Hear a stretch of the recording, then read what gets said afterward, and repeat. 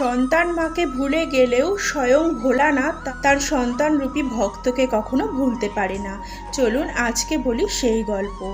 একবার দীপাবলির সময় এক বৃদ্ধা মহিলা বাড়িতে একাই ছিলেন। তার ছেলের ছিল একটা মিষ্টির দোকান। পুজোর সময় স্বাভাবিকভাবেই সে ছিল ব্যস্ত।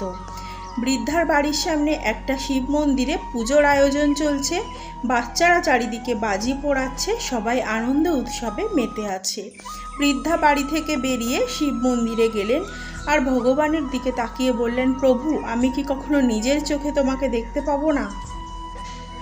সেখানে অনেকেই মিষ্টি বিতরণ করছিলেন, কিন্তু বৃদ্ধার দিকে কেউ ফিরেও তাকাচ্ছিলেন না। তারপর একটা ছোট বাচ্চা শিশু এক প্যাকেট মিষ্টি নিয়ে সেখান থেকে হেঁটে যাচ্ছিল।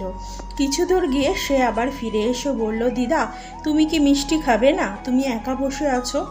তার দিকে তাকিয়ে বৃদ্ধার শান্ত হয়ে গেল, একদম যেন ভগবান ভোলানাথের প্রতিচ্ছবি। বৃদ্ধা বললেন, তুমি কে বাবা? শিশুটি বলল, তুমি আমাকে চিনতে পারছো না? আমি তো ভোলা, তোমার ছেলের দোকানে কাজ করি। এই নাও মিষ্টি খাও। বলে সে এক প্যাকেট মিষ্টি বৃদ্ধাকে দিয়ে চলে গেল। পরদিন সেই বৃদ্ধা ছেলের দোকানে গেলেন এবং বললেন, তুই কালকে যে মিষ্টি পাঠিয়েছিলিস খুব সুস্বাদু ছিল। তখন বৃদ্ধার ছেলে জিভ কেটে বলল, ইস, আমি তো কালকে তোমাকে মিষ্টি দিতেই ভুলে গেছি, কিন্তু তুমি মিষ্টি পেলে কোথা থেকে? বৃদ্ধা তখন অবাক হলেন। তারপর নিশ্চিন্ত হয়ে মৃদু হাসলেন আর বললেন সমস্ত ঘটনা। তিনি তখন বললেন, আমি বুঝেছি কে আমাকে মিষ্টি পাঠিয়েছে।